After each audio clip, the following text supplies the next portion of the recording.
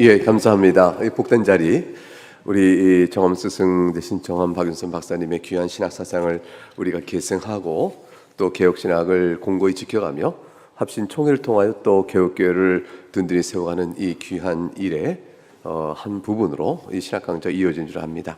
오늘 제 1강좌를 맡은 김병훈 교수입니다. 여러분 이제 그 강의 진행 방법은 강의 내용이 좀 많습니다. 그래서 전체적으로 교재에 여러분이 이미 나와 있는 강연집 3쪽부터 열면서 거기에 부분을 짚어가면서 읽어가는 것으로 제가 강의를 진행하고자 합니다. 그것은 밀도가 아무래도 전체 양을 산만하게 제가 말씀드린 것보다는 낫겠다 싶습니다. 그래서 3쪽을 열어보심으로 강의 시작하겠습니다. 최근에 이제 한국 교회 안에 이제 의롭다함과 관련해서 그리스도의 순종을 어떻게 이해하는 것이 성경적 옳은가에 대한 논의들이 좀 제기되고 있죠. 그래서 그런 분들은 그리스도의 수동적 순종에 의한 의의 전가만이 옳고 능동적 순종에 의한 의의 전가는 성경과 개혁신학 본래적 중심에서 어디서 벗어난 것이다라는 주장을 합니다. 과연 그러한가? 그 웨스민스터 신앙고백서 자체도 그 부분에서 일정 부분 수정돼야 될 필요 있지 않은가라는 이제 주장도 합니다. 이와 관련된 논의들이 계속 번져가는 가운데서 이제 성경적으로 또 신학적으로 또 교회사적으로 그리스도의 순종과 의의 전가 교리가 어떻게 전개되어 왔고 결정되어 왔는지 우리의 바른 신앙은 어떤 것인지 도움을 주는 계기가 되기를 바라는 마음으로 이 강좌가 지금 개최되고 있습니다.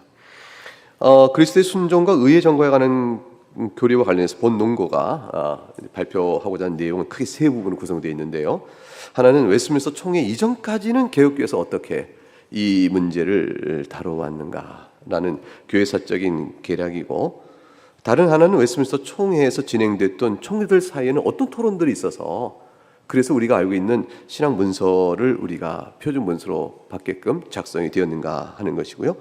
또 하나는 세 번째는 그 표준 문서 자체에 대한 이해를 살펴보는 것입니다. 그래서 크게 세 가지 구성이 되어 있습니다. 첫 번째 이제 웨스민스터 총회 이전까지의 개혁교회에 전개됐던 내용은 이번에 새로 쓴 것은 아니고 신학정론 2021년 봄에 발표된 글 속의 일부 내용입니다. 그러면 넘어가서 교회사적 계략을 간단히만 짚어보겠습니다. 이 내용은 이남 교수님이 내일 발표할 그 글 속에서도 맨 끝에 같은 부분의 내용 부분을 또 다뤄주고 있기 때문에 간단히만 짚고 넘어가도 좋을 듯합니다. 필요 내용만, 웨스민스터 총회에서 이 논의를 하게 된 배경을 이해하기 위한 필요 부분만 간단히 짚고 말씀을 드리겠습니다. 4쪽에 보게 되면 첫 번째 피스카토르라는 인물이 나옵니다. 이신칭에 대한 교리가 16세기에 종교기구에서 확고히 자리 잡은 이후에 그리스도의 순종이 의롭다함을 받는 일과 관련하여 어떤 의미를 갖는가에 대한 세밀한 토론은 16세기 끝에 무렵에 와서 다시 또 전개가 되어졌죠. 대표적인 토론이 이제 베이자와 로마서 8장 2절 주예와 관련해서 피스카토르가 베이자에게 보낸 서신들 속에서 우리가 볼 수가 있습니다. 피스카토르는 이런 주장을 했습니다. 그리스도의 수동적 순종만이 전가된 의라고 주장하면서 능동적 순종을 포함하는 그리스도의 순종 모두가 전가된다는 것에 대해서 반대하는 의사를 폈습니다. 당연히 이제 이러한 피스카토르의 주장은 공적인 논쟁을 불러왔고요. 그 결과 유럽의 여러 지역에서 신학 토론도 일어나게 되었습니다. 예컨대 이제 하이델베르크의 파레우스, 헤르보른의 텍스토르, 또 알텐 호비우스 등이 이제 피스카토르를 지지하는 음성 소리를 냈습니다. 그러나 이제 대체로 개혁파 진영은 피스카토르에 대한 반대 의견을 주장하였죠. 그 중에 피스카토르와 거의 같은 시대를 살았던 몇몇 개혁파 신학자만 언급한다면 하이델베르크의 토사누스, 바젤의 그리니우스, 폴라누스, 루치우스, 볼레비우스 등을 말할 수가 있습니다. 루터파 학자들 가운데서도 멘처나 에크하르트 또는 라벤스베르거 또는 에글리누스 등은 다 피스카토르를 반대했습니다. 자, 피스카토르에 대한 이런 주장 때문에 유럽의 몇몇 교회들은 어떻게 반응했을까? 영국의 웨스민스터 총회가 열려지기 전에 개혁파 교회들이 유럽에 있는 교회들이 어떻게 반응했는지에 대한 간단한 얘기 중에서 웨스트민스터 총회 이전까지 있었던 교회를 살펴보면 먼저 대표적인 게 프랑스 개혁교회입니다. 피스카토르에 대한 견해한 비판이 5쪽에 프랑스 개혁교회 중에서 17세기 17차 전국대회, 즉 갭 대회에서 이것은 옳지 않다라고 판단 내리고요. 넘어가고 6쪽에 가게 되면 첫 번째 단락에 또 이어 있었던 18차 전국대회 로셜 대회 3차 대회에서도 역시 피스카토르에 대한 비판을 합니다. 그 6쪽 밑에서 4절째 올라가면 제20차 전국대회인 프리바 대회에서 1612년에도 역시 잘못됐다는 내용을 결정하게 되어지죠. 특이한 것은 7쪽에 보게 되면 이 프리바 대회에서는요, 결국 피스카토르 주장에 대한 오류가 교회에 슬그머니 들어온 일이 없도록 위에서 다섯째 줄입니다. 목사가 서명할 교리 내용을 밝히고 있어요. 이와 같은 내용의 본 교단 총회 산하 목사는 서명을 해야겠다. 자, 어떻게 결의를 했을까요? 내용을 보겠습니다. 이 나라에서 개혁교회 신앙 고백의 내용을 받아들이고 인정하기로 아래에 서명을 한 나는 죽을 때까지 이것을 지켜나가며 이것을 믿고 일치하도록 가르칠 것을 약속한다. 어떤 이들은 의롭게 함에 관한 18번째 항목에 대해서 논란을 일으키지만 나는 교회가 받아들이고 우리 전국대회가 하나님 말씀에 일치하는 것을 인정을 한 의미대로 의롭게 함의 교를 이해하고 있음을 하나님 앞에서 선언하고 고백한다. 그 의미는 이것이다. 우리 주 예수 그리스도는 우리를 위하여 뿐만 아니라 우리를 대신하여 도덕법과 의식법에 순종하셨다. 그로 인하여 그분이 행하신 그분의 모든 순종이 우리에게 전가되었다. 그리고 우리의 의롭게 함은 죄의 용서뿐만 아니라 또한 그분의 능동적 의의 전가에 달려있다. 이게 이제 이렇게 프랑스 개혁교회에서 목사의 서명을 요구하는 내용으로 결의했습니다. 7쪽 맨 아래쪽에 가게 되면 제21차 전국대회인 톤낭대회에서도 마찬가지로 다음과 같이 목사의 서명권이 정리가 되어졌습니다. 매우 감동적인 진술이 나와요.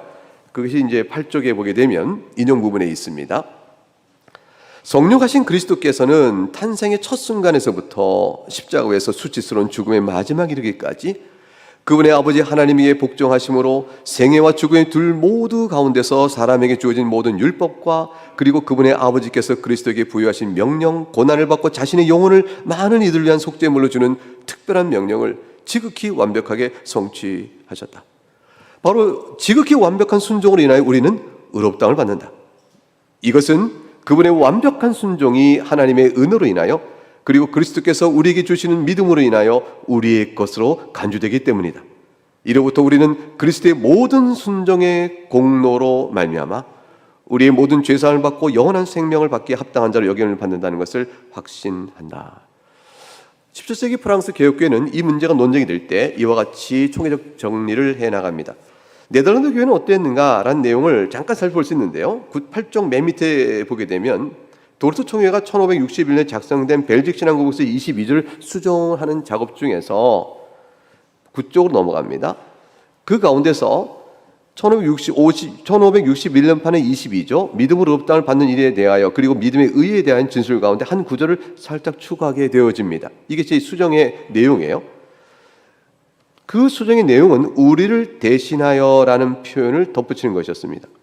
본래 1561년의 문장은 이랬죠. 수정전의 문장은 그러나 예수 그리스도는 자신의 전 공로를 즉 곧 그가 우리를 위하여 행하신 그 많은 거룩한 일들을 우리에게 전가하셨다. 이렇게 되어 있는데 여기에 곧 그가 우리를 위하여라는 표현에 뒤를 이어서 우리를 위하여 그리고 우리를 대신하여라는 말을 표현을 더 붙였습니다. 왜 그랬을까요? 왜 그랬을까? 그리스도께서 순종하신 일이 단지 우리를 위하여 한 뿐만 아니라 우리를 대신하여 하신 일이라는 것이 피스카토르를 반대하는 의지를 표현하는 진술이 되어지기 때문입니다. 그래서 네덜란드 개혁교회는 실제로 피스카토르의 견해에 대하여 지지했던 헤세 지역과 팔스 지역 총대들도 있었어요. 그래서 그걸 감안하여 능동적 순종이라 이런 적극적인 표현들을 바로 표현하진 않았지만 우리를 대신하여라는 말을 더 넣는 것으로 하여 일단 피스카토르에 대한 직접적인 반대의 의사를 표현했다라고 볼 수가 있습니다. 여기까지가 이제 웨스트민스터 총회가 있기 이전에 논쟁의 시발과 그 다음에 프랑스와 네덜란드 교회에서 있었던 반응들이죠. 유럽 교회들이 어떻게 했는가를 봤습니다. 근데 이것이 영국으로 이제 넘어오게 되는 것이죠. 그래서 이 장의 이 9쪽 두 번째 내용을 보면 그리스도의 순종과 의의 전과 웨스트민스터 총회에 대해서 말씀을 좀 드리도록 하겠습니다. 10쪽 넘어가겠습니다. 위에서 넷째 뜰 첫째 단락입니다. 의롭다함의 교례와 관련한 웨스민스터 총대들의 토론이 이루어지기 전에 베자와 피스카토르 사이에 의롭게 하심이 있어서 정갈은 무엇인가에 대한 토론이 있었으며, 앞서 언급했듯이 프랑스 개혁교회 그리고 또 여러 유럽교회 안에서 논쟁들이 쭉 있었습니다. 거기 나와 있던 갭 대회는 이제 피스카토르와 리베 사이의 토론, 프리바 대회에서는 드몰랭과 틀레누스의 논쟁, 이것들은 이것처럼 영국에서도 워커와 원턴 사이에 또 이와 관련 논쟁들이 있었죠. 둘째 줄 내려와서 121명의 총대가 모여서 총회가 토의를 했습니다. 그 중에 47명이 회의에서 한 번 이상 발언을 하였는데요. 토론에, 즉 이 의롭다함의 교례와 관련한 문제에 있어서 그렇습니다. 토론에 참여한 자들 가운데서 12명은 의롭다함의 교리에 대하여 출판된 글이나 손을 쓴 원고도 남겼던, 나름대로 이해를 충분히 갖고 있던 분들이었죠. 토론의 양상은 이제 그리스도의 능동적 순종과 수동적 순종, 그거하고 관련된 토의가 치열하게 있게 되어졌습니다. 11쪽 내려와서 중간에 위에서 10째 줄쯤 내려오면 웨스민스터 총회는 양편의 주장이 서슴없이 개진되었어요. 어느 편도 이단으로 정죄되거나 적대시되지 않은 채 자유로운 의견 개진들이 펼쳐졌습니다. 웨스민스터 신앙고백서는 수동적 순종의 의의 정감만을 주장하는 자들이 거부하는 모든 순종의 표현은 개정한 39개조 신조에 반영하고 웨스민스터 표준 문세는 반영하지 않는 것은 어떤 편도 이단으로 정죄되지 않는 화평의 노력을 보여주었습니다. 예를 들어서 웨스민스터 총회는 웨스민스터 신앙고백서 11장 의롭다 하심에 대한 교리를 작성하면서 그리스도의 능동적 순종, 그리스도의 수동적 순종, 그리스도의 모든 순종, 이런 표현을 전혀 사용하지 않습니다. 총회가 선택한 진술은 11장 1, 3절에서 보듯이 1절과 3절에서 보듯이 그리스도의 순종 그리고 속상을 그들에게 전가함으로써 라고 표현하고 있죠. 총회가 웨스민스터 신앙고백서 11장 1절과 3절에서 그리스도의 모든 순종을 사용하지 않고 그리스도의 순종 그리고 속상을 표현한 것을 주목할 만한 사안입니다. 왜냐하면 신앙고백서를 작성하기에 앞서서 12조 총회는 영국 국교회의 39개조 신조의 11항 인간을 의롭다 하심에 대하여를 수정하면서 그리스도의 모든 순종의 표현을 채택했습니다.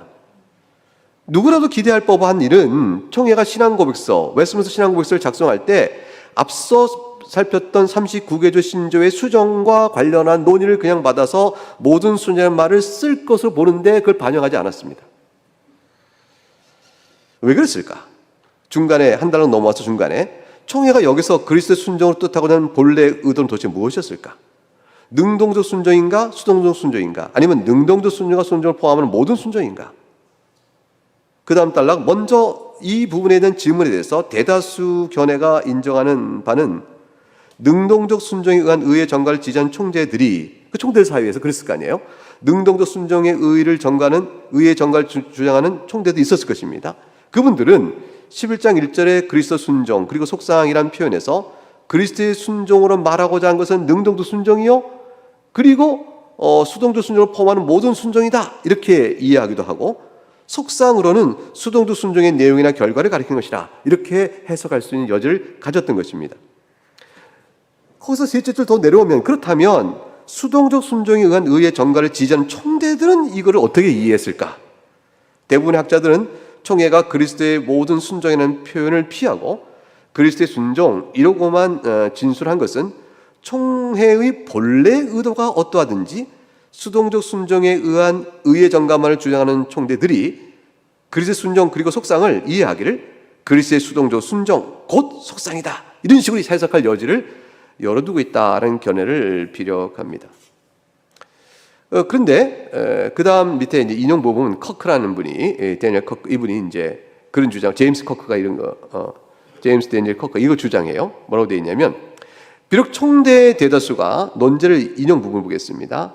논제를 이해함에 있어서 가테이커, 윌리엄 트위스 그리고 리차드 바인즈에 반대하고 39개 신조의 개정안을 축조하면서 이들에 대한 반대 투표를 하였음에도 불구하고 총회는 수동적 의로만의 견해를 허용할 수 있도록 웨스민스터 신앙고백 진술을 공들여 만들었다. 총대들은 모든이라는 표현을 삭제함으로써 그리스도의 정가된 의의 정확한 성경을 모호하게 남겨두었다. 근데 이거 근거가 없는 얘기예요.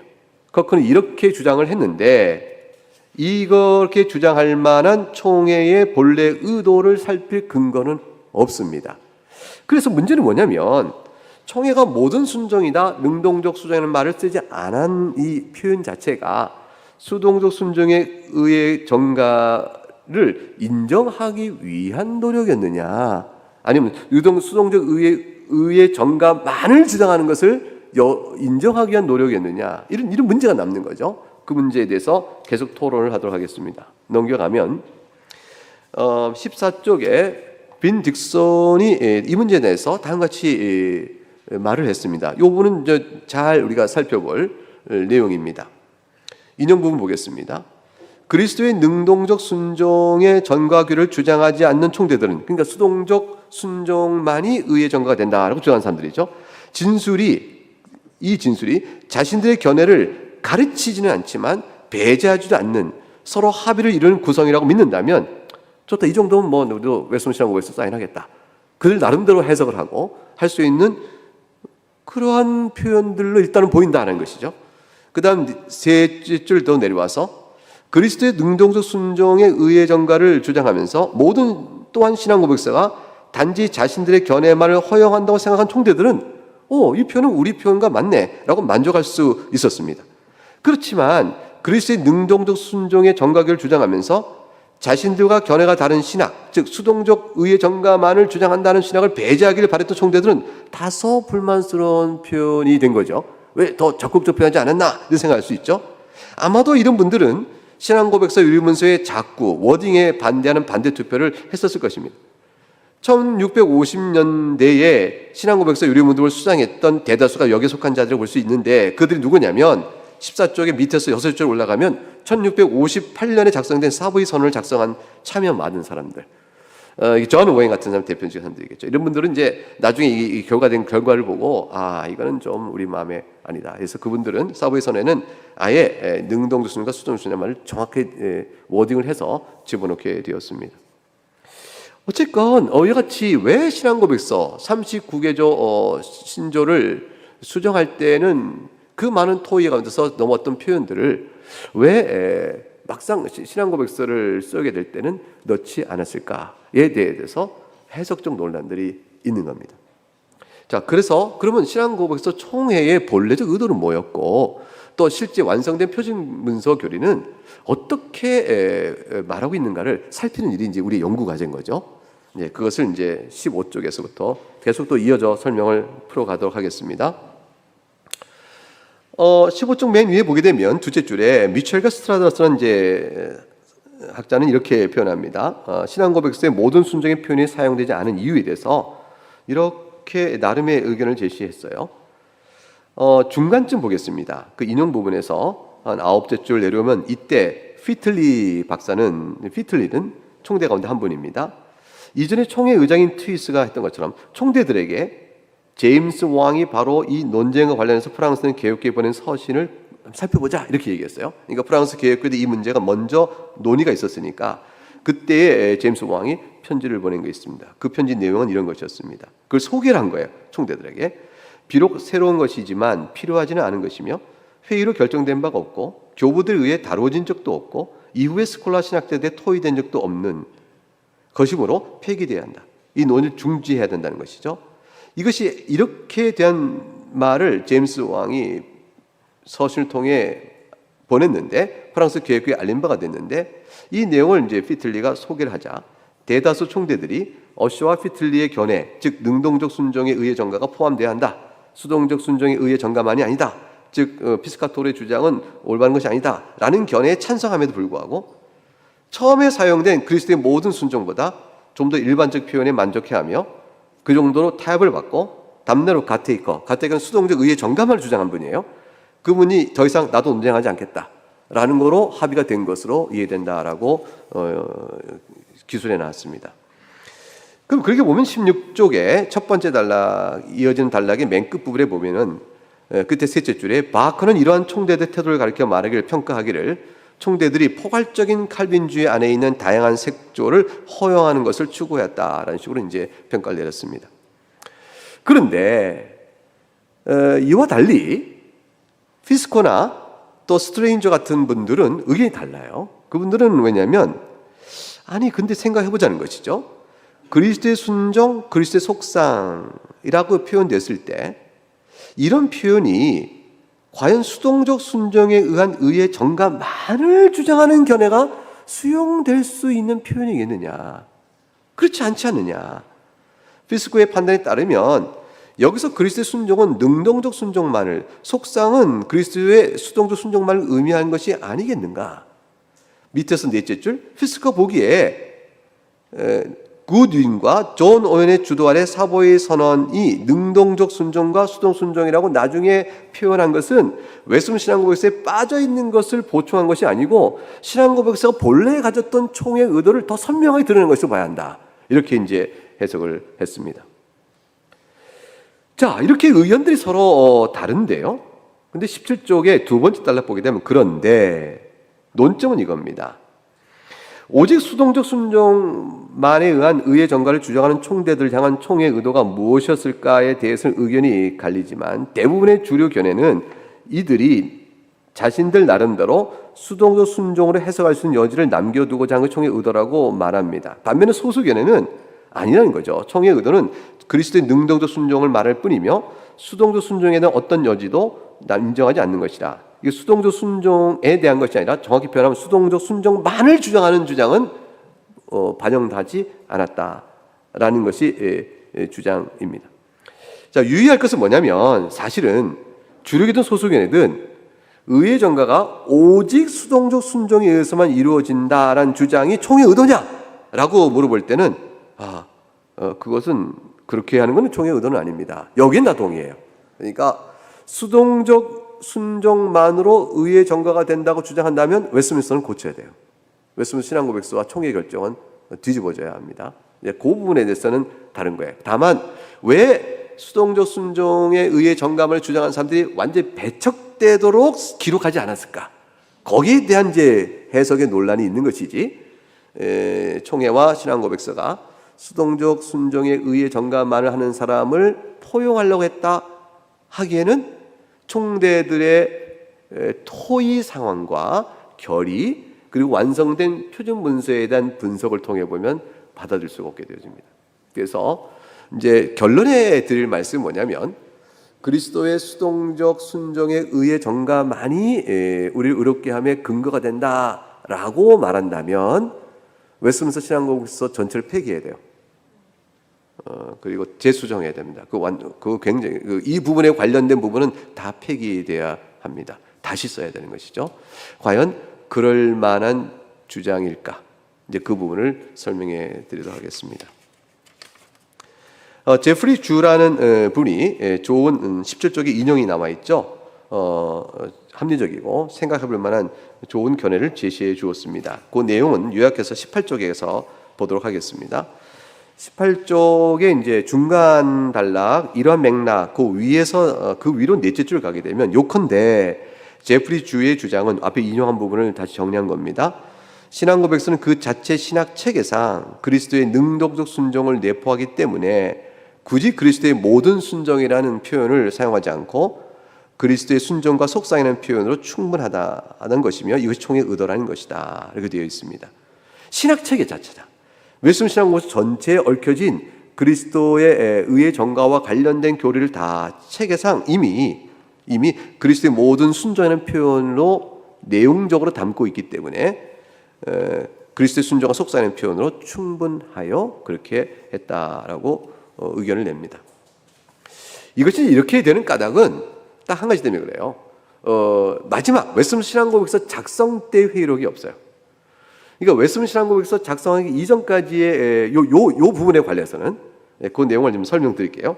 19쪽에 보게 되면 웨스민스터 총회가 어떻게 진행됐는가 그걸 말씀드릴게요. 거기 보면 이해가 됩니다. 1643년 7월 1일에 처음 모임을 시작한 웨스민스터 총회에 주어진 과제는 영국 국교회 39개조 신조를 수정하고 확장하고 발전시키는 일이었어요. 그런데 스코틀랜드하고 영국 의회가 엄숙동맹과 언약을 맺습니다. 스코틀랜드의 지원을 받기 위해서 말이죠. 왕과 투쟁이었던 의회가 그렇게 합니다. 이 엄숙동백 언약에 따라서 그 문서는 잉글랜드, 스코틀랜드, 아일랜드 이 세 나라의 교회 정책 신앙을 서로 통일시키자는 합의 내용을 담고 있어요.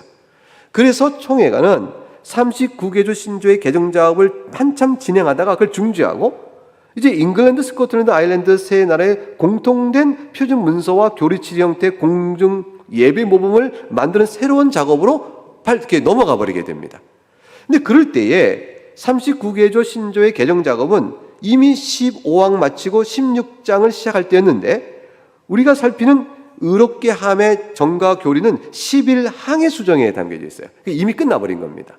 그런 상황에까지 대해서 웨스턴신앙 고백서의 문서의 축조 작업들이 이어졌다는 사실을 이해하게 되면 그때 이제 웨스턴신앙 고백서 제11장 의롭게 함에 관한 부분에 있어서는 회의록이 남아 있지 않고 그래서 왜 이렇게 표현했을까라는 구체적인 그 내용이 없습니다.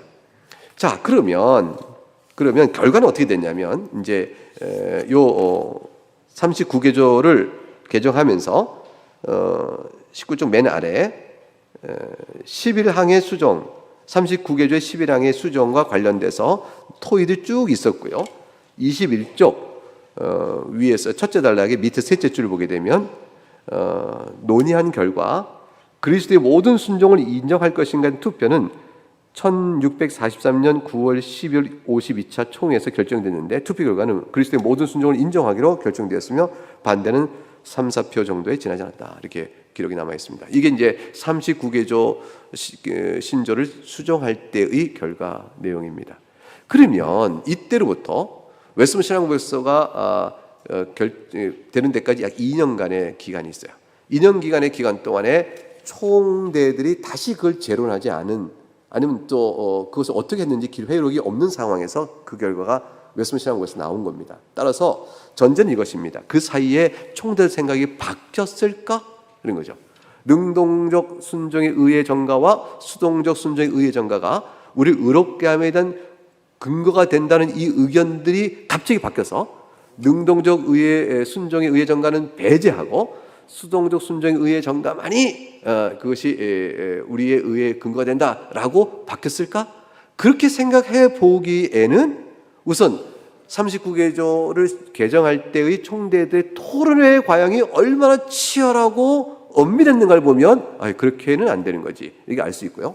또 하나는 완성된 표준 문서인 신앙고백서 자체와 대소이리 문답을 살펴보면 그게 그리스도의 수동적 의의 정가만이 의의 근거다라고 볼 수 있는 교리가 들어올 수가 없게끔 교리체계가 잡혀 있어요.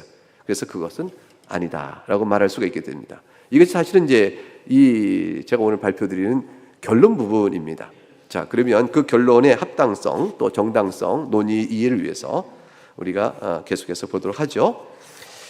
21쪽에 보게 되면 39개조 신조의 1570판과 위원회 개정안의 비교가 있는데 이것은 읽지 않도록 하겠습니다. 여러분 개인적으로 보시고요. 넘어가셔서 24쪽에 하겠습니다. 그러면 의롭다함과 관련되는 부분을 토의하면서 총대들은 어떠한 토의를 진행해 왔는지 그거 보면 정말 긴장되어지고 너무 흥미롭고 치열한 성경 해석과 교리적인 토론들이 있었다는 걸 알 수가 있습니다. 토론의 핵심 주제는 크게 7가지절을 추려 보았습니다. 이것은 이제 제가 추려낸 거죠. 핵심 주제 위에서 3가지를 보게 되면 첫째, 의롭다 하심과 죄사함의 관계 문제. 두 번째, 의롭다고 간주됨이란 뭐냐라는 문제. 세 번째, 의의 정가와 그리스도의 모든 순종의 관계는 뭐냐. 네 번째, 그럴 때 예수 그리스도의 역할과 하신 일은 뭐냐는 기독론 논쟁. 네, 다섯 번째, 그 근거 구절은 성경에 어디 있으며 그것들을 어떻게 해석할 것인가에 대한 문제. 근데 여섯 번째, 천국의 소유권은 우리에게 어떻게 주어지는 것인가라는 문제. 일곱 번째, 만일 능동적 순종의 의의 정가를 말한다면 율법 폐기론과의 혼돈은 어떻게 되는가라는 의문에 대한 해소 문제. 이런 것들 정도가 토론에 치열하게 담겼던 핵심 사안들입니다. 이제 그 총대들이 이런 주제별로 얘기합시다라고 말했으면 정리가 좀 쉬운데 그분들이 이 말도 하고 거기에 반응으로도 저 말도 하시고 그런 가운데 얽히기도 하고 앞에 뒤에 섞여 있기도 하고 합니다. 그러나 회의록이 우리에게 남겨져 있어서 이걸 살펴보므로 이런 내용을 잘 이해할 수 있다는 것은 얼마나 큰 감사인지 모릅니다.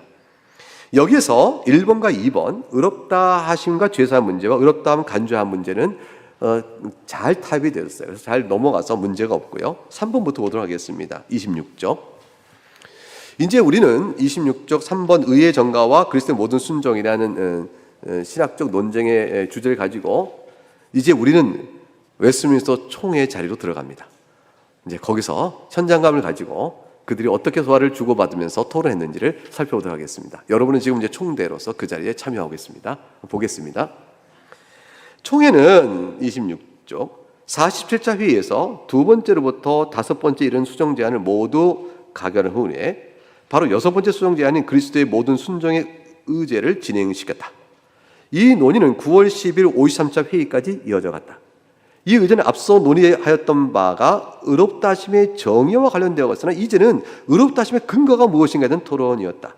위원회의 수정안은 즉 39개조 수정안은 칭의 근거에 대해서 그분의 모든 순종과 속상이 하나님에 의하여 우리에게 전가되며라고 진술했습니다. 위원회가 제시한 거예요. 총회에. 이거 우리는 이렇게 했습니다. 위원회가 이제 초안을 낸 거죠.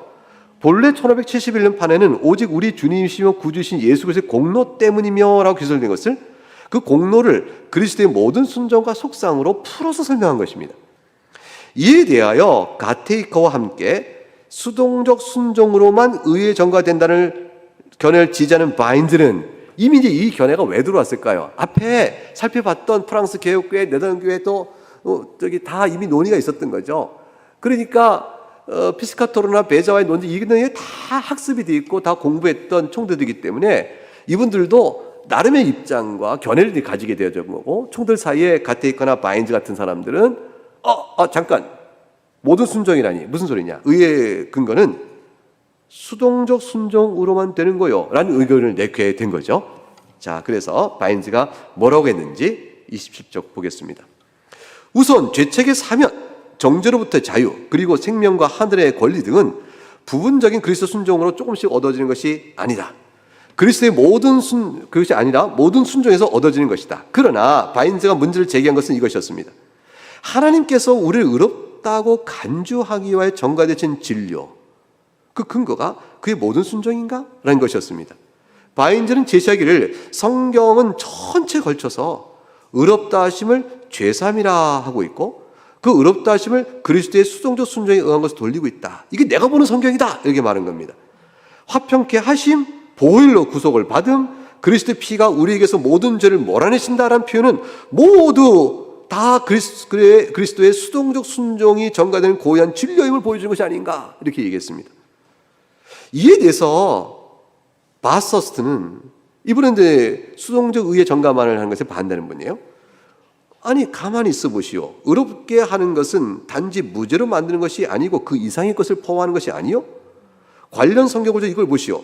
고린도전서 1장 31절 기록된 바 자랑하는 자는 주 안에 자랑하라 함과 같은 열매야. 고린도후서 5장 21절 하나님이 죄를 알지도 못한 이를 우리를 대신하여 죄로 삼으신 것은 우리와 하여금 그 안에서 하나님의 의가 되게 하려 하심이라 이렇게 말을 언급하고 있지 않은가. 이 구절들은 단지 죄가 없다는 것을 그치는 것이 아니고 하나님의 의 곧 우리들 자신이 아니라 그리스도 안에 있는 하나님의 의가 우리에게 전가되는 것을 말하고 있는 것이 아닌가 이렇게 말했어요.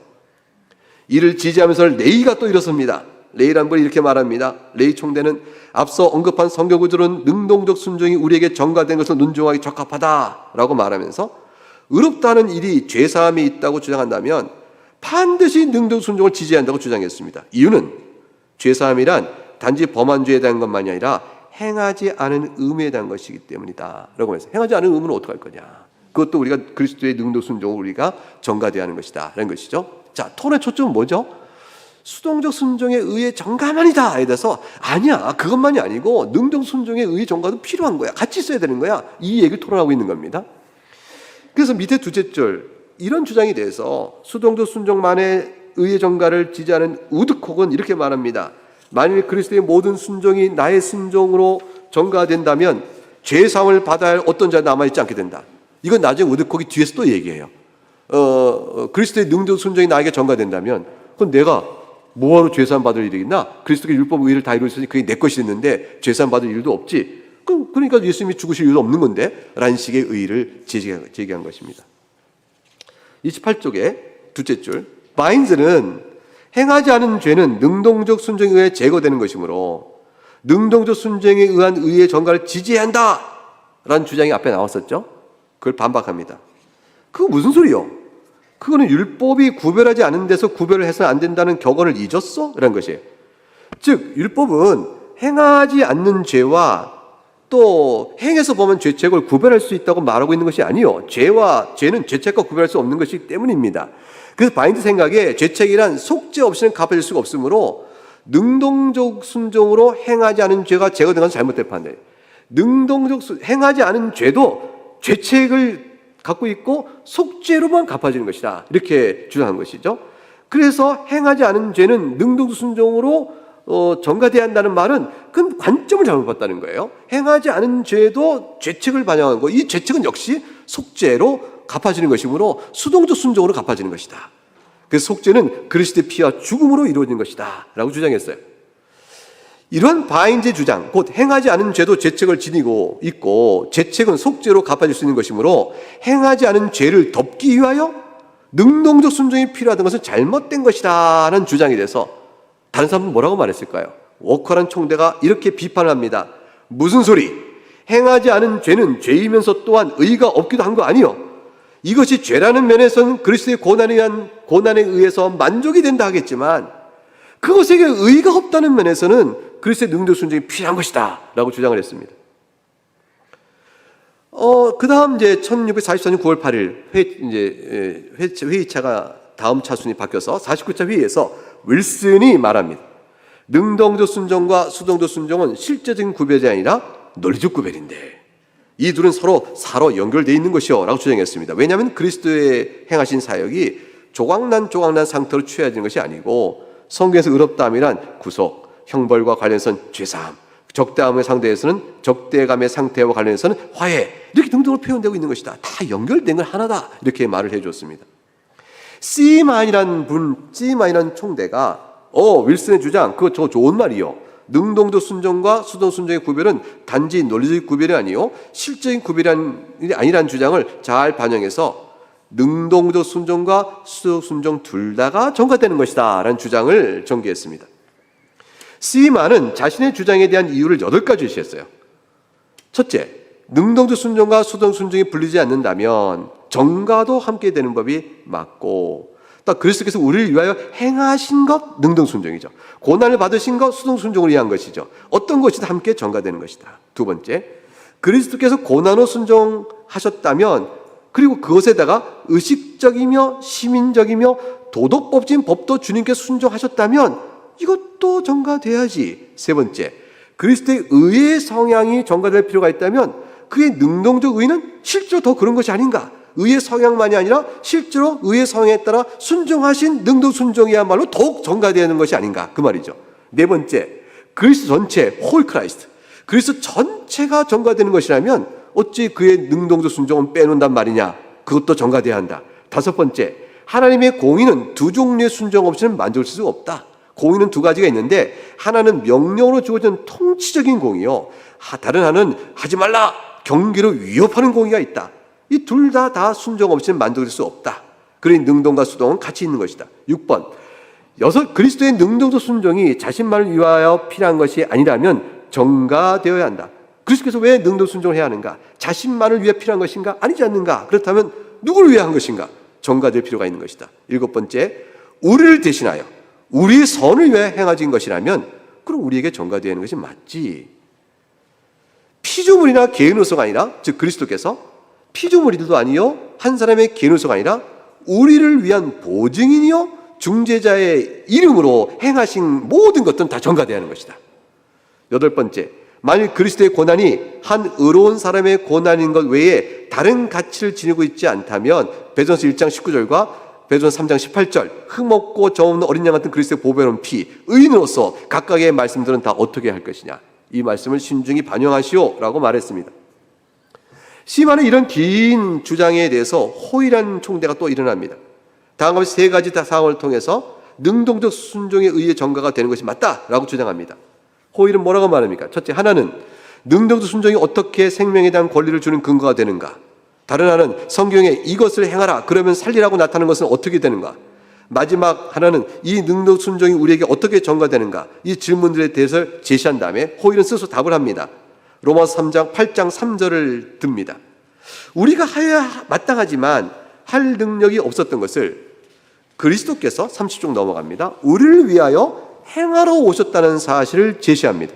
그리고 그리스도께서 우리를 위하여 행하신 바로 이것이 우리에게 전가된 것이다 라고 말하고 있습니다. 고린도후서 5장 마지막 절에서 말하는 그 안에서 하나님의 의가 되게 하려 하심이란 말씀도 지목했어요. 자, 이 말씀은 그 안에 있는 어떤 그것이 우리에게 전달되는 것인데, 다시 한번 전가되었던 걸 주장하고 있다. 그 안에 있는 어떤 것이 뭐겠어요? 그리스도, 로마서 3장 22절에 말하듯이 그리스도 안에 있는 하나님의 의라는 것이죠. 그것이 또 우리에게 전가된 것이다 라고 말하고 있는 것입니다. 호일의 주장 가운데서 눈여겨볼 것은 인간의 법과 하나님의 법 차이에 대한 예시입니다. 이건 참, 호일은 인간의 법에서는 부정한 것이 없다면 죄책이 없고 그렇게 순전하다면 의롭다, 인간은 그렇게 얘기할 수 있다는 거예요. 근데 하나님의 법에서 어떠냐? 긍정적인 측면, 적극 측면이 있어야 한다는 것이죠. 다시 말하면 죄책이 없다라는 것을 의롭다는 게 아니고, 그리스도의 능력 순종인 의의 전가가 있을 때, 그것을 죄인이 자신의 거로 삼는 그리스도의 의가 있을 때 그 의를 보고 의롭다 하신 내용이 하나님의 법정에서 있는 거라는 거예요. 인간의 법정에서는 죄책이 없으면 오케이. 그러나 하나님의 법정에서는 그것만은 아니다. 호일이 그 얘기를 합니다. 수동적 순종만의 의의 전가를 말하는 우드콕이 그 다음날 열린 50차 회의에서 이렇게 능동 순종의 의의 전가를 반대하면서 또 이렇게 말합니다. 형상적 전가, formal imputation, 이런 개념을 갖고 논의를 제기해요. 자, 보시오. 형상적으로 의롭게 된다는 관점에서 보면 그리스도의 능동적 순종에 의한 의를 전가받는 것이 잘못된 견해라는 것이 바로 나타난다고 주장했습니다. 왜냐하면 능동적 순종에 의한 의의 전가를 받은 자가 아까 잠깐 우드콕이 얘기했던 말이 이어져 나오는 거예요. 전혀 자기는 죄를 짓지 않은 자로, 이전에도 전혀 그렇지 않은 자로 보이게 된다는 것입니다. 이 형상적인 전가죠. 그래서 그 사람은 형상적은 결국 본질적인 의미를 함의한다고 했을 때, 우드콕이 말한 대로 능동 순종에 의한 전가는 그 사람이 전혀 죄가 없는 사람이니까 수동적 순종의 자체가 필요 없게 된다.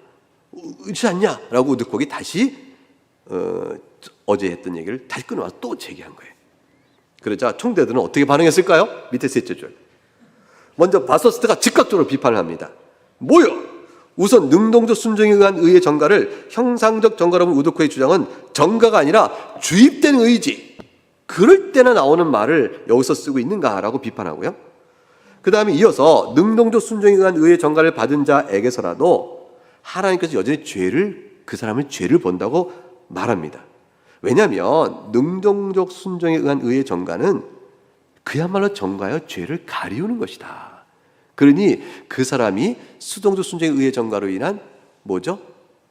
죄사함을 받을 일은 여전히 있으니 우드콕 당신 너무 걱정하지 마시오. 이렇게 된 거예요. 우드콕이 가만히 있지 않고 다시 질문했습니다. 아니 보시오, 내 한 말을 이해하는 거요? 이런 얘기죠. 내가 온 율법을 다 성취했을 때 하나님께서 어떻게 내가 죄를 범했던 자로 볼 수 있단 말이요? 그럼 능동적 순종에 의의 전가는 이렇게 되는 거 아니요? 라는 겁니다. 총대들이 여러 명이 대답을 했습니다. 여보시오 우드콕, 이렇게 했죠. 우선 가우지가 이렇게 합니다. 가우지가 뭐라 하냐면, 하나님께서 우리가 율법을 성취하면서 보는 것은 우리로 인하여 그런 것이 아니요, 우리의 보증인은 예수 그리스도로 인하여 그런 것입니다. 좀 초점을 바로 보시오, 이거죠. 고우가 또 이에 말합니다. 아예 형상적이라는 표현은 거룩하신 성화와 관련해서는 의미를 갖지만 지금 우리는 의롭다 하신 칭에 관한 논인데 잘못 자리를 잡았어, 그거죠. 그러니 그리스도의 능동 순종에 의해 전가는 형상적 측면이 아니라 관계적인 걸 보는 거예요. 이렇게 답을 했습니다. 이렇게 논의가 되는 과정 속에서 기독론에 대한 논의가 또 물고 이어져 나옵니다. 왜 그러냐면 이제 가테이크가 이제 말을 한 것 때문에 그래요. 31쪽 봅니다. 그리스도의 능동적 순종에 의해 전가와 관련 논의는 기독론 토의로 연장되었다. 이것은 구체적으로 잘 보세요. 한 위격이시며 신성과 인성의 양성을 지으신 그리스도께서 율법을 이루신다? 그리고 그리스도의 인성의 측면과 관련하여 그런 것이 아니냐? 그러면 어떤 의미를 갖는 것이지? 이어진 토론으로 이어진 겁니다. 수동적 순종만이 의롭다 하시는 것이라고 수동적 순종만이 의롭다 하시는 근거라고 주장하는 바인즈는 그리스도의 신성과 인성의 두 측면을 들어서 왜 능동적 순종에 의한 의의 전가를 인정할 수 없는지를 설명하기 시작했습니다. 그는 그리스도께서는 신성에 따라 순수하시다고 해서 그 신성에 따라 순수하신 죄 없은 그것이 의롭다 하심에 전가되는가? 아니지 않느냐? 그것처럼 마찬가지로 그리스도께서 순수한 사람으로 행하신 순종의 활동, 곧 능동적 순종도 의롭다 하심에 전가되는 것이 아니다. 신성에 따른 그 순수하심이 의롭다함에 전가된 것이 아니듯이 인성에 따라 그리스도의 순수함이 우리에게 전가된 것이 아니라고 말하는 거죠. 이러한 주장을 한 거에 대해서 호일이 말합니다. 그리스도께서 사람으로 순전히 행하신 일이 전가되지 않는다고요? 그렇게 말할 수 없지요. 왜냐하면 신성에 의한 거룩함이 전가되는 것은 아니지만 인성에 따라 행하신 의도 전가되지 않는 논리적인 방식은 문제가 있어. 이렇게 말한 겁니다. 그러니까 자연히 논의 초점은 뭐로 가냐면 그럼 그리스도의 인성이 죄인을 위한 의의 전가에 있어서 어떤 역할을 하는 것이지? 이런 논의가 또 이어져 나와야 했습니다. 가테이커가 일어납니다. 그리스도께서 한 위격 안에 그의 신성과 함께 인성을 취하셨다고 하여 그리스도의 인성이 피조물을 중단하는 것은 아니지 않는가? 인성을 취한 그리스도는 피조물이다. 인성과 관련해서는 피조물이다 라고 전제했어요. 가테이카만은 이런 것이죠. 어쨌든 인성은 하나님께서 만드신 것이기 때문에 그리스도는 사람으로 창조주 하나님께 율법을 지켜야 하는 의무를 지니고 있다고 보아야 한다. 왜냐하면 피조물의 인성을 갖고 있는 피조물이니까. 물론 그리스도는 이 땅에서 종의 의무를 행하지 않았을지라도 그분 자체로 완전하게 걸어갈 수 있지만 종의 형체를 가진 분으로서는 그분의 아버지를 영혼과 힘을 다해 사랑할 의무 아래에 있다는 것이다. 가테이커는 말하기를 자신은 이러한 그리스도의 능동 순종을 속상의 진료에서 제외하지는 않겠다. 그런데 자신이 제기하는 요점은 수동적 순종 안에 속상의 충분한 진료가 있지 않냐는 것입니다. 그리스도가 인성에 따라 만족시켜야 할 어떤 율법에 관한 의무가 없는 것을 행하신 것, 곧 그리스도의 수동적 순종, 곧 고난 같은 것으로 죄에 대한 속상이 구성된다고 주장했다. 이게 무슨 말이냐면요, 그리스도가 사람으로서 하나님을 사랑해야 될 의무 아래에 있는데 그가 그렇게 해서 의무 아래에 순종한 것은 속상에는 필요한 내용이긴 하지. 그러나 수동적 순종을 이루는 요소일 뿐이지 의롭다함의 근거는 수동적 순종 자체로 되는 것이라고 말하는 거예요. 그래서 우리가 의의 전가를 이룰 것은 그리스도가 피조물로서 인성에 따라 해야 될 율법의 의무를 행한 것 말고 그분이 인성에 따라 굳이 행하지도 않아야 되는 것, 즉 우리를 위하여 고난받고 죽으시는 것, 이런 것들의 순종만이 우리에게 넘겨주는 것이다. 이렇게 말한 겁니다. 그걸 구분해버린 거예요. 이러한 이유를 가지고 가테이커는 이렇게 말합니다. 5줄, 그리스도의 인성의 거룩함은 속상을 이루는 데 요구되는 바가 아니다 라고 말했습니다. 아울러 그리스도의 신성의 거룩함은 속상을 행하는 그리스도의 인격이 행한 일에 대하여 공로를 더해준다고 했습니다. 인성의 거룩함은 속상을 이루는 데 요구되는 바는 아니고 신성의 거룩함은 속상을 무한한 가치로 해주는 것이다. 즉 그리스도의 피는 하나님의 피라는 것은 이러한 맥락에서 이해되는 것으로 덧붙였습니다. 그리스도 수동적 순종이 그리스도 속상의 충분한 진료라면 그리스도께서 율법을 순종할 일은 도대체 의미가 뭐요? 어떤 의미에서 가테이커는 그리스도의 순종을 속상의 진료 측면에서 제어하지는 않는다고 말하는 것일까? 어떤 면에서 그럼 제어하지는 않는데 의롭게 된 것은 수동적 순종만이라고 가테이커는 말한 것일까? 이때 가테이커는 유의할 사실은 죄가 없다는 것과 의롭다는 것 사이에 아무런 차이가 없다고 말합니다. 역시 이 관점이죠. 아까 호일이 말할 때 하나님의 법정에서는 죄 없다는 것만이 아니고 의의가 있어야 된다고 말했는데 가테이커는 그렇게 생각하지 않아요. 죄가 없다는 것과 죄책이 없는 거죠. 죄책이 없다는 것과 그 다음에 의롭다는 것 사이에는 아무런 차이가 없다. 이런 생각이 가테이커는 율법을 어긴 일로 비난받을 일이 없는 사람은 완전히 의로운 사람이라는 거예요. 즉 율법을 어기지만 않았으면 완전히 의로운 사람이죠. 이런 이치를 그리스도의 능동적 순종에 적용해 보게 되면 그리스도의 능동적 순종이란 인성에 따라 사람으로서 율법을 지켜야 할 의무가 있으신 그리스도께서 율법을 어긴 일이 없다는 것을 말하는 것으로 제한적인 해석이 되어버립니다. 따라서 그리스도의 능동적 순종은 그리스도께서 무죄한 자로서 의로우신 분임을 보여주는 것이죠. 말하자면 그분 자신의 의롭다움을 위한 것이라고 주장합니다. 그래서 그리스도의 능력 순종을 했다, 율법을 순종했다, 그분 자신이 의롭다는 걸 말하는 것뿐.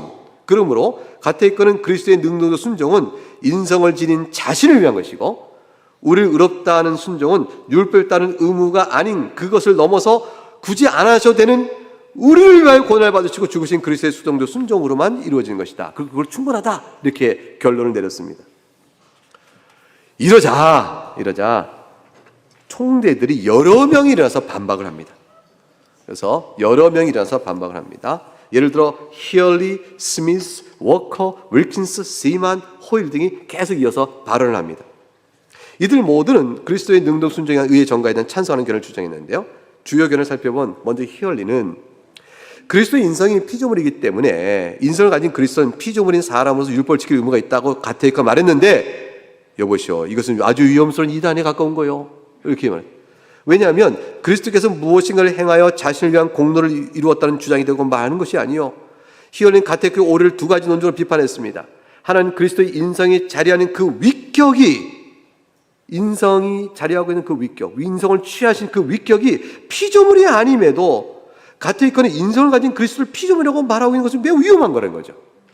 다른 하나는 그리스도께서 율법을 지키는 의무를 행하는 것은 하나님과 그리스도 인성 사이에 있는 일이 아니라 하나님과 그리스도 위격 사이에 있는 거예요. 즉 인성을 취하신 중보자 위격이 하나님 앞에서 행하는 것인 것을 가테이커가 바르게 보지 못하고 있다는 것입니다. 그 히얼린 주장하기를 가테이커가 말한 것처럼 그리스도의 능동적 순종은 자신을 위한 것이 아니라 죄인을 위한 중보의 일입니다 라고 말했어요. 그 밑에서 넷째 줄 히얼리는 성경 구절을 제시합니다. 갈라디아 4장 4절 5절의 말씀은, 즉 율법 아래 있는 자들 속량하시고 율법 아래 나신 것은 이란 말씀은 수동적 순종만으로 속량이 이루어지지 않았음을 의미하며, 히브리 10장 7절 하나님 뜻을 행하러 왔나이다 해서 하나님 뜻을 행했다는 것은 우리의 구속과 관련한 의미를 갖는 것입니다. 이렇게 얘기했습니다. 결국 기독론 관련한 시만은 이렇게 초점을 이어서 다시 시만이라서 말합니다. 요건 매우 중요한 부분이니까 요까지만 계속 읽어가고 뒤에는 좀 스킵을 더 많이 하도록 하겠습니다. 시만의 논점은 이것입니다. 그리스도의 순종이 능동적이든 수동적인 것이든 그리스도의 순종을 인한 모든 의의가 우리에게 전가되느냐에 있다고 주장한다. 그리스도가 행하신 모든 것은 우리와 관련한 것이고, 그리스도의 순종은 바로 그가 위격적 연합을 한순간부터 시작된다고 볼 때 인성을 위격적 연합을 하시죠. 그래서 신성이신 하나님, 그 성자 하나님께서 인성을 취하여 우리의 중보자로 서시는 그 순간부터 그가 행한 순종의 행동은 다 우리를 유익 주는 것은 그가 우리의 유익을 위한 것이에요. 그리스도께서 율법 아래 나신 것은 자발적으로 행하신 것이라는 점을 덧붙입니다.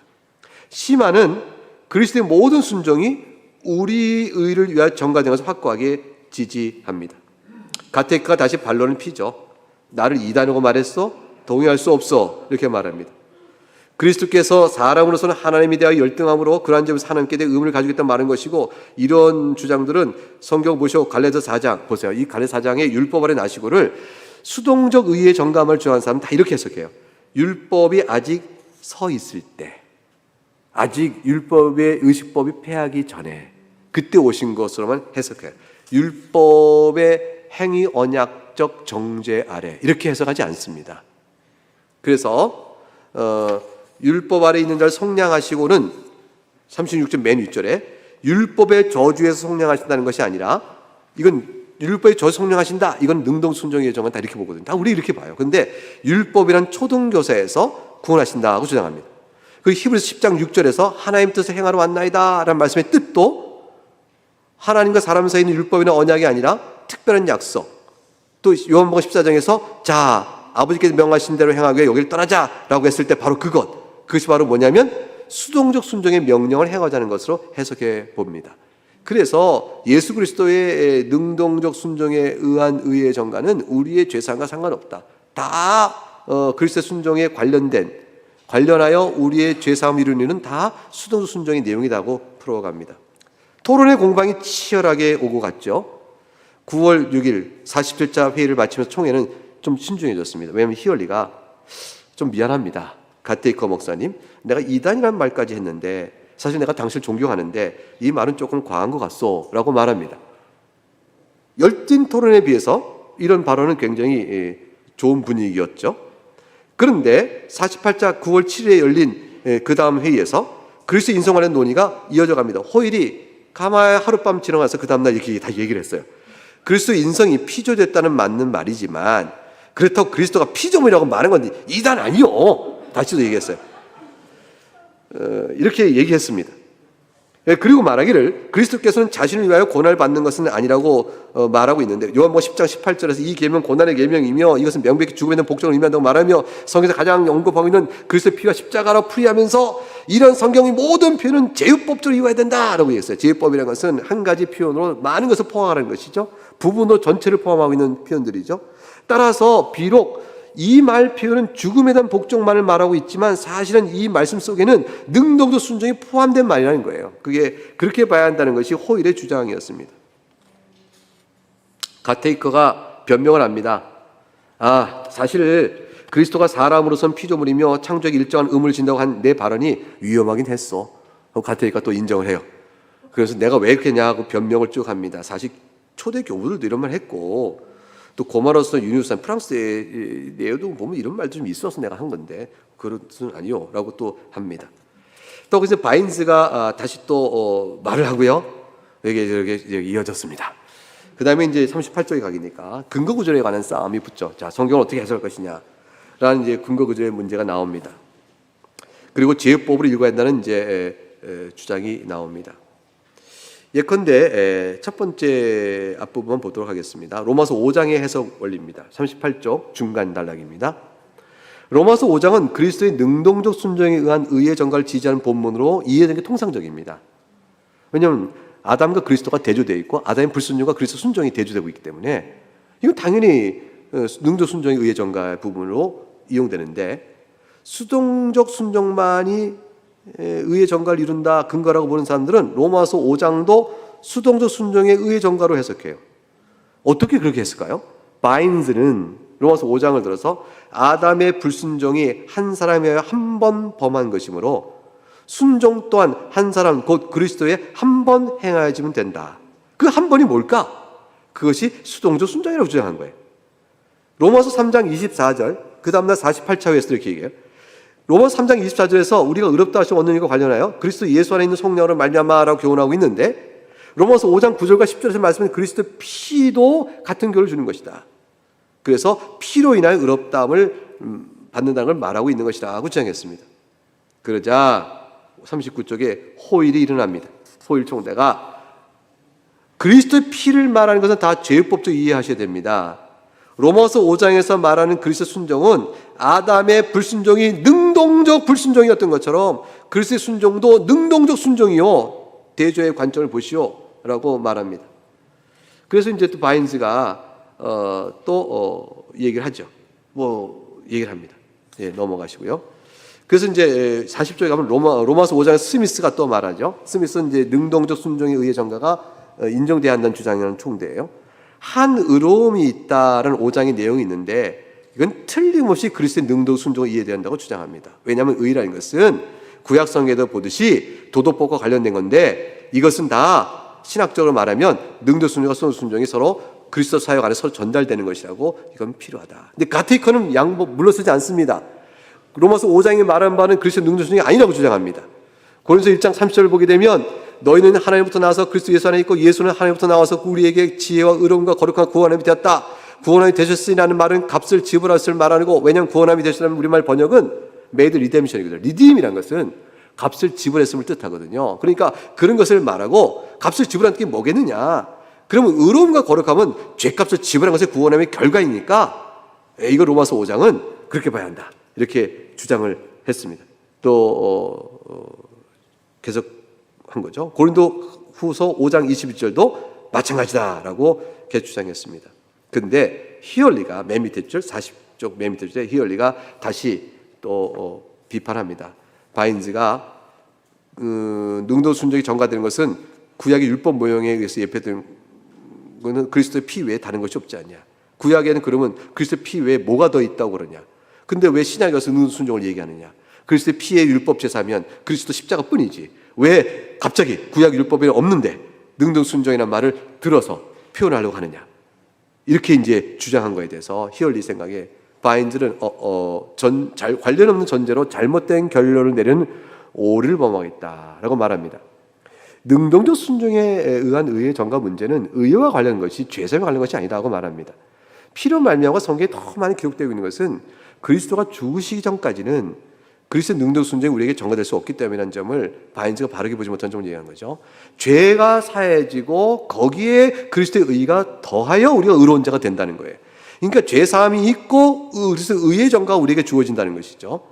그래서 항상 뭐가 먼저 되냐면 피로 말미암아 이게 항상 먼저 내세워지고 전제되고 강조되고 표현에 빈번하게 나오는 것뿐이지 그것이 바로 능동 순종의 의의 전가를 배척하는 것이 아니다. 이렇게 설명했습니다. 이래서 가테이커의 발언이 또 있은 후에 팔머, 바서트, 구딘, 시만, 피틀리, 스미스 등이 계속 일어나서 능동 순종의 의의 전가를 지지하는 발언으로 이어고 48차 회의가 끝납니다. 성국의 소유권은 어떻게 주어지는 것이냐라는 문제죠. 이것은 뭐냐면 그리스도의 능동 의의 전가를 주장하는 분은 그리스도의 능동 의의 전가가 있어야 천국의 소유권이 주어진다고 봐요. 그런데 42쪽 중간에 보게 되면 하늘의 영생을 얻는 일과 관해서 능동적 순종의 의의 전가가 필요하다는 카토의 주장에 대해서 가테이크는 두 가지 말합니다. 그렇지 않고 아담이 행하면 살리라라는 명령에 순전한 상태로 순종했다면 창조되었을 때 그때의 그 상태에 계속 머물러 있을 것이라고 주장해요. 그러면 어떻게 하늘에 이르는 영생의 권리를 얻는 것이요? 가테이커 말하시오. 그럼 창조 때 그냥 그 아담의 원의 상태 그 상태로 돌아가는 것이요? 라고 말하자 가테이커는 이렇게 말하죠. 아하, 의롭다 하심으로는 원래 상태로 돌아가는 것이고요. 우리가 그런 자에게 양자됨의 은혜를 주어지는데 이 양자됨의 은혜로 우리가 더 높은 상태로 가는 거예요. 이렇게 얘기했습니다. 그러므로 의롭다 하는 것은 그리스도의 죽음과 고난, 수동적 순종이 하는 것이라고 결론을 지었습니다. 이게 바인즈도 똑같이 그런 얘기를 합니다. 그런데 이제 43쪽에 가게 되면 중간에 천국의 소유권, 그 다음에 바인즈가 말하길 천국에 이르는 권리가 그리스도의 능동 순종에 근거를 둔다는 것을 말하는 구약 성경에 모형이 없다. 이렇게 말하는 것에 굿윈이 답을 합니다. 앞에서 이제 바인즈 그 얘기 했었잖아요. 그러니까 이제 굿윈이 답을 합니다. 히브리서 5장 1절 보시죠. 예물과 속죄하는 제사, 또 히브리서 8장 3절 예물과 제사 드림을 위하여를 쭉 언급하면서 보시오. 이 둘은 모두가 드리는 거 아니요? 그럼 여기서 그 뒤에 4장 16절에 또 긍휼하심과 은혜가 나온 걸 잘 보시오. 예물은 뭐겠고 제사 드림의 속죄는 뭐겠어? 예물은 그리스도의 능동 순종에 해당되는 것이고 히브리서 4장 16절에 은혜에 해당되는 것이며 제사 드림은 수동적 순종에 해당되면 히브리서 4장 16절에 긍휼하심과 연결되는 거요. 그러니 다 구약에도 있는 거요. 이렇게 얘기했어요. 에로스미스가 43절에 의롭다 하심의 개념을 전개하면서 천국의 소유권이 양자됨으로서가 아니라 그리스도의 능동적 순종에 의한 의의 전가로 의롭다움을 받을 때에 천국의 영생권도 주어진 것이라고 말을 했습니다. 그래서 에로스미스 정리한 의롭다 하심의 교리는 이해합니다. 이건 중요해요. 1. 의롭다 하심은 죄책을 없애주신 일뿐만 아니라 천국에 이르는 권리를 주시는 이 두 가지를 포함한다는 것이고요. 그리고 두 번째, 의롭다 하심은 이 둘을 믿음으로 받음을 말하는 것이에요. 왜냐하면 사도행전 26장 18절에 죄사함과 나를 믿어 거룩하게 된 무리 가운데 기업을 얻게 하리라 같이 연결돼 가는 거죠. 세 번째, 그리스도의 능동적 순종은 이 둘을 모두 확보한다는 것입니다. 이런 이해를 바탕으로 에로스미스는 우리가 구속받기에 치른 값의 한 부분은 의롭다 하신 이 내용의 한 부분이 된다고 말했습니다. 율법 폐기론에 대한 우려는요, 밑에 둘째 줄, 셋째 줄 보게 되면 폐기론 걱정하지 말라고 말합니다. 왜 그러냐면 하나는 그리스도 순종은 오직 회개하는 죄인에게 전가되는 것이고 그건 율법 폐기론이 아니고 다른 하나는 율법을 성취하는 의무는 그리스도께 율법을 성취하는 목적을 우리가 이루려고 하는 것이 아니고 다른 목적이에요. 그 다른 목적은 뭐냐면 피틀리가 말한 대로 그리스도를 닮아감의 목적입니다. 율법 폐기론은 피틀리의 비판은 구딘에서 동의되고 지지를 받았습니다. 그러니까 우리가 율법 폐기론이 아니죠. 거룩한 그리스도를 닮아가기 위해서 여전히 필요한 것이고 해야 되죠. 총회 판단, 그리스도의 모든 순종이 압도적인 지지를 받습니다. 마지막 날에 결론 내리기 전에 52차 오전 회의에서 결론 났는데 총회 의장이던 트위스가 다시 또 피스카토르의 의견대로 말하는 것들에 대해서 나는 아직도 이것이 여전히 유효하다는 점이 있는데 하고 자기의 생각을 쭉 말합니다. 피스카토르 주장이 그래도 일리가 있는 거 아닌가라고 이제 또 반복해 쭉 정리하여 얘기하니까 46쪽에 히얼리가 관련 선교를 차근차근 풀어가면서 다시 정리해 줍니다. 이게 굉장히 중요한 정리 부분이에요. 46쪽 첫 번째 단락, 트위스 발언에 대해 히얼리는 관련 선교적인 의미를 다시 풀어가면서 응답하였습니다. 몇 구절 보면 히브리서 10장 19절, 형제들아 우리가 예수의 피를 힘입어 성소에 들어갈 담력을 얻었나니, 그래서 일종의 율법과 율법에 따른 제사에 대한 응답하는 구절입니다. 제사장은 피가 없으면 성소에 들어갈 수 없죠. 근데 그것만이 아니고 또 알 것이 있습니다. 율법으로 정결해야만 들어갑니다. 율법의 정결한 게 뭐겠습니까? 능동적 순종한 의의 정가입니다. 갈라디아 3장 14절 보듯이 은혜가 그리스도의 수동적 순종에 주어지는 것처럼 천국의 영광도 그리스도적 순종에 의한 것 주장은 바른 해석이 아닙니다. 왜냐하면 그리스도의 죽음, 곧 그리스도의 수동적 순종에 의해 모든 죄가 없어지는 만큼 모든 결핍, 본래 아담이 있었던 원인의 결핍도 다 제거되겠지만 형상적으로는 아직 아닌 것이죠. 이를테면 나의 무지는 배움의 부재라는 경우를 생각해 보십시다. 내가 무지해서 배움이 없다고 생각할 때 이것이 제거되려면 배움을 지녀야만 하는 것입니다. 배움을 채워주는 일종의 적극적 성질이 있어야 하는 것처럼 나도 그리스도의 의롭게 대하여 천국에 가는 것도 역시 그리스도 능력 순종이 필요한 것입니다 라고 말을 해 주었습니다. 그래서 히얼리 발언 이후에서 47쪽에 시만이 또 설명을 했고, 또 이후에 깁슨이 발언했고, 또 계속적인 이야기들 발언들이 이어져 온 끝에 이제 48쪽의 마지막, 다 이 발언은 짧은 발언들이었어요. 그리고 회의를 했죠. 그래서 결과 아까 말씀드린 것처럼 위에서 뒷줄 모든 순종의 표현이 가다라고 찬성하고 반대는 3명 또는 4명뿐이었습니다. 라고 되어 있어요. 공적으로 이제 순종이 된 것입니다. 이러한 내용을 갖고 있던 총대들이 웨스트민스터 신앙고백서를 이제 작성해야 됐던 것입니다. 자, 그래서 순종과 의의 정가와 웨스트민스터 표준문서에 대해서 얘기했습니다. 표준문서는 어떻게 말하고 있는가? 여기서 뒤에 부분은 뭘 말씀드리냐면, 사실 이게 총회의라고 제가 일부러 좀 자세히 읽은 편이에요. 사실은 왜냐하면 그 박진강과 토이의 긴장 분위기 속에서 어떻게 논의된가를 좀 살펴볼 일이 사실 굉장히 중요했기 때문이었고요.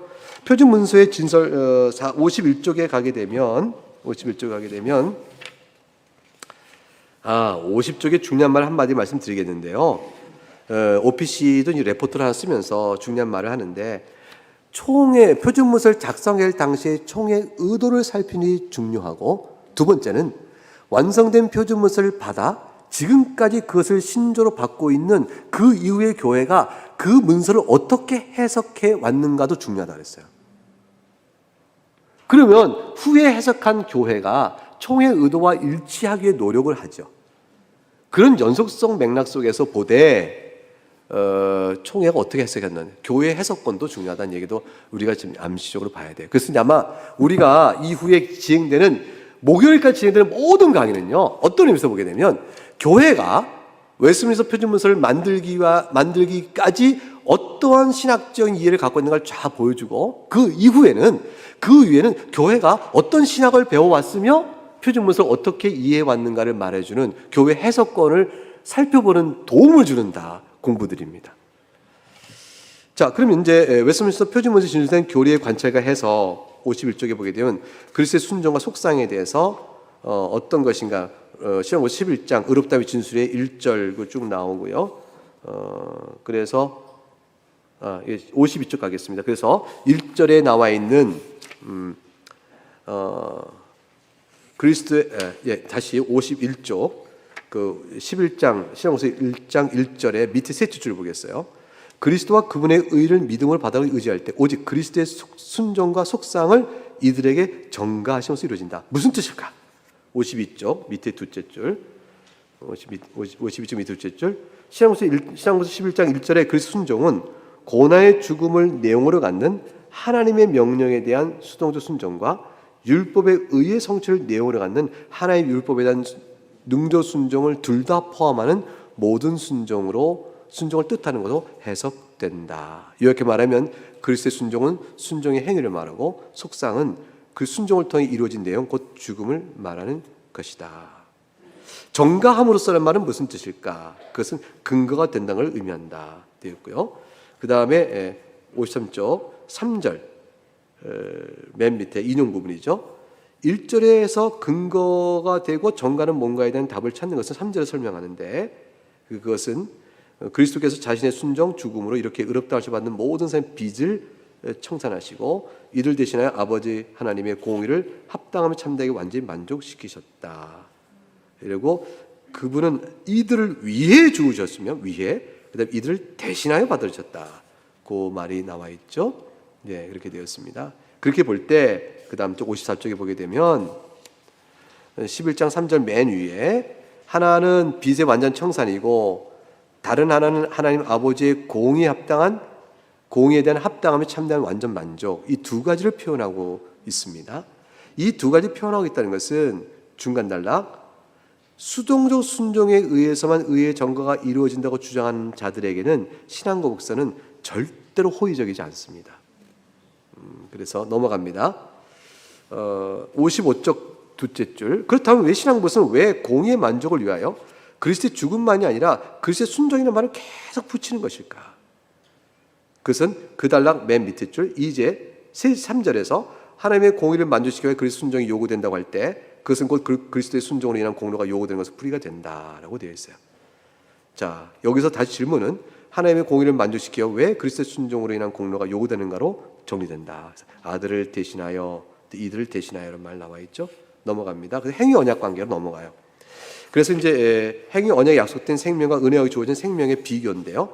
이 내용은 다 설명하면 57쪽에 밑에서 다시 올라가면, 근데 율법을 성취하는 경우에 아담에게 주기로 약속하신 이 생명은 무엇일까라는 거예요. 그 넘어가서 58쪽에 중간에 웨스민스터 신학부터 7장 2절과 19장 1절에서 내용을 뽑아보면 하나님께서 행위 언약에서 아담과 하와가 완전하면 개인적인 순종을 할 경우 아담과 아담 안에 있는 후손들에게 약속하신 생명은 이들이 처음부터 누리던 이 땅의 생명이 아니라 이들이 소유하고 있지 못한 생명을 말합니다. 그 생명이 무엇일까? 그는 7장 3절에서 설명이 나오는데요. 59쪽 가서 7장 3절, 그래서 중간 보겠습니다. 7장 3절 시작부터 인용 그 다음에 7장 3절은 이렇게 시작되죠. 거기서부터 5줄 내려오면 여기서 주목해 볼 것은 그리스도께서 그리스도를 믿는 자에게 값없이 주시는 생명이 사람이 타락하여 스스로 행위 언약에 얻을 수 없던 바로 그 생명입니다. 그 생명이 도대체 뭘까요? 그리스도의 구원을 말미암아 그리스도를 믿는 자가 받게 된 생명입니다. 여러분과 제가 받는 것이죠. 그 사람이 행위 언약에서 완전하고 개인적 순종을 조건으로 받을 것 약속했던 바로 그 생명. 그 생명이 뭘까? 8장 5절에 가면 하늘나라에 속한 영원한 유산이라 하고 고백되어 가고 있습니다. 그래서 넘어가서 60쪽 가면 그래서 이것을 위해서 11장 3절에서 그리스도께서 자신의 순종이요 죽음으로 이렇게 의롭다 하시는 받는 모든 사람의 빚을 완전히 청산하시고 우리를 대신해서 하나님 아버지의 공의를 합당하고 참되면 완전히 만족시킨 것입니다. 60쪽 맨 아래 보면 율법과 그리스도의 완전히 순종하는 관계는 어떤 것인가 대한 내용이 나와 있습니다. 61쪽 맨 아래 행위 언약 안에서 도덕법을 지킴으로 의와 생명에 이르는 타락한 이후로 사람에게는 불가능해졌습니다. 그런데 어떻게 타락 이후 사람이 의에 이를 수 있을까요? 시작부터 8장 4절 설명하죠. 주 예수님께서 이 직분을 아주 기꺼이 취하셨다. 그리고 율법 아래 나셨고 율법 완전히 성취하셨다. 이것이 바로 그 질문한 답을 주고 있다는 것이죠. 타락 이후 우리는 아무도 완전 순종을 이룰 수 없는데 어떻게 이룰 수 있을까? 이 질문에 대한 답을 이렇게 설명하고 있는 것이죠. 그래서 62쪽 맨 아랫줄 주목할 것은 그리스도의 완전 순종과 죽음의 희생자의 필요성과 이유가 율법 아래에 나셨다는 사실과 연결돼 갑니다. 즉 63쪽 위에 셋째 줄 그리스도의 능동 순종이라는 율법의 성취와 수동적으로 인한 죽음의 속상이 그리스도를 믿는 자들 위해 이를 대신에 행하신 것의 의미를 열어주고 설명하는 것이죠. 율법 아래 나셨다는 것은 행위 언약으로서의 율법 아래 나셨음을 의미합니다. 웨스민스터 신학으로서 19장 6절에 참된 신자는 행위 언약으로서 율법 아래 있지 않으므로 율법에 의하여 의롭게 될 정죄를 받지 않는다.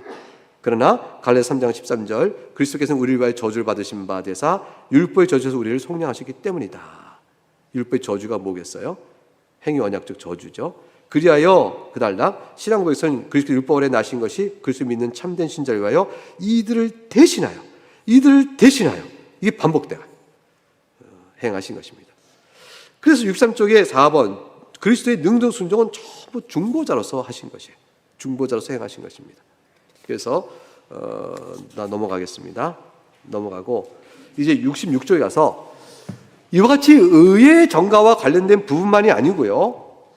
66쪽 인용 부분 밑에서 둘째 줄 그리스도의 능동 순종은 성화와도 관련돼요. 성화. 즉 67쪽에 가게 되면 5절 우리가 16장 5절 성화 부분에서 두 가지 내용을 주목할 필요가 있어요. 최선의 선행으로도 죄의 용서 영원한 생명을 하나님께서 우리 공로 얻을 수가 없습니다. 우리의 선행은 하나님을 유익되게 할 수 없습니다. 이전 죄들의 죄값 속상할 수 없습니다. 그런데 그 다음 달락 보게 되면 그리스도의 순종으로 인해서 우리의 선행이 하나님께서 받으시는 것이 됩니다. 그게 16장 6절에 설명되고 있는 것이죠. 그래서 인용 부분 보면 그럼에도 신자들 자신이 그리스도를 말미암아 기쁘게 받아들였으므로 이들의 선행도 그리스도를 기쁘게 받아들여지지만 이렇게 설명하고 있는 것이죠. 우리의 선행 자체는 하나님 보시기에 비방하거나 비난받거나 책망받을 것이 전혀 없기 때문이 아니고 여전히 많은 연약한 불안점이 있지만 하나님께서 우리의 선행을 그분 자신의 아들 안에서 바라보신다. 이것이죠. 그리스도의 능력 순종 의의 것이 우리에게 덮여지는 것이죠. 그래서 67쪽 밑에 둘째 줄 오직 그리스도의 능동 순종으로 말미암아 신자를 위하여 신자를 대신하여 의의 공로에 서신 그리스도 안에서 신자의 선행을 바라보시기 때문에 그 중보자의 의로 인해서 우리의 선행도 중보자의 의를 던지고 의롭다고 하나님 받아주신 겁니다. 성화도 이것이 깨지면 칭의도 깨지고 성화도 수정이 되어야 되는 거예요. 경성도의 견인도 그렇습니다. 68쪽 위에서 넷째 줄 성도의 견인도 고백되기를 이 성도의 견은 성도 자신의 자유의지에 달린 것이 아니다. 이것은 하나님 아버지께서 값없이 주는 변함없는 사랑을 흘러오는 선택 작정의 불변성에 그 다음 그 불변성의 실현의 방식이 예수 그리스도의 공로와 간구의 유효성에 우리의 견인도 우리의 믿음의 인내도 그리스도의 공로와 간구의 유효성을 말한다라고 말하고 있습니다. 이 외에도 관련된 신앙고백서의 다른 교리책을 다 곰곰이 살펴보면 그리스도의 능동 순종에 의해 정가가 배척되는 것이 아닙니다.